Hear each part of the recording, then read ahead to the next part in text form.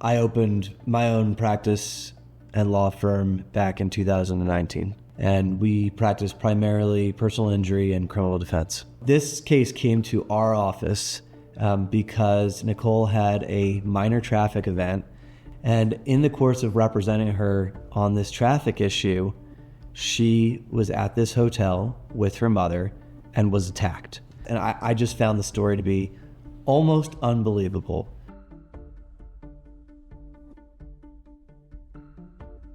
So I brought my uncle, Mark Haltzman, into this case. Matt reached out to me and started telling me this fact pattern. It was unique in that normally these type of cases are tried as negligence actions. But Colorado has a unique statute, the Colorado Premises Liability Act.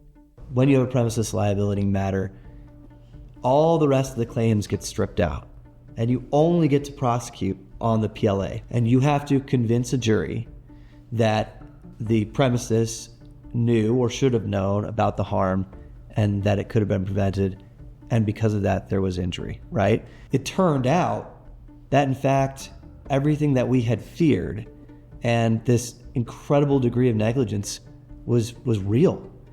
The hotel actually had a policy that if you could say the name and the room number of someone staying at the hotel, you would get a key. So the Uber driver who you order food from, they can get a room key.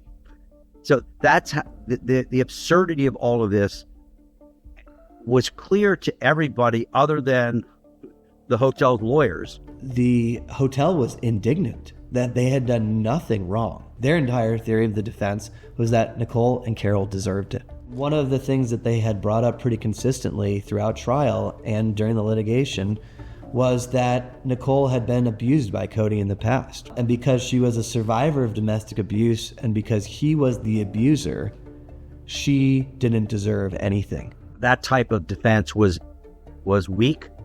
We thought it would show desperation on the part of the hotel.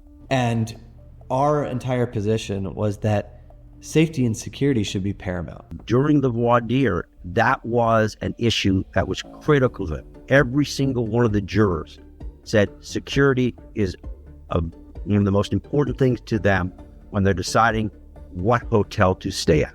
So, Nicole and Carol's primary goal in all of this was making sure it never happened to somebody else, making sure that the hotel was held responsible. I think we rested in the morning, or they came back in the morning. I would say they spent no more than 3 or 4 hours at most coming back with a verdict. And the verdict was more than we could have hoped for. So the verdict was, they read it out, and it was over $4 million. And by the time you added interest, which compounds, the number was actually over what we had asked the jury for. We wanted the hotel to pay the verdict. And the way that hotel was going to do that was to give us their hotel. We filed a lien against the hotel, and the sheriff's office was approved with a court order to hold an auction for the sale of the hotel. Nicole and Carol got the proceeds from that, and it's under new ownership, and as far as I can tell, thriving and safe and a good place to be. Nicole and Carol wanted to impact their community. They wanted to change their community for the better, and they did it.